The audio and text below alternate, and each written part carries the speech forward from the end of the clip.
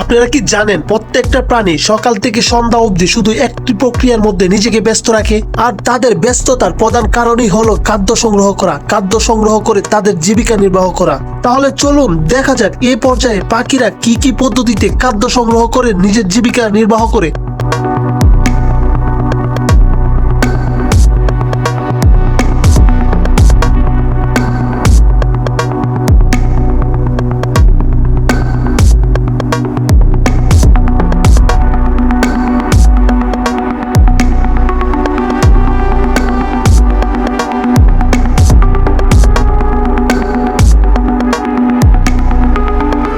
আর আমাকে হারাতে না চাইলে অবশ্যই চ্যানেলটা সাবস্ক্রাইব করে পাশেই থাকুন।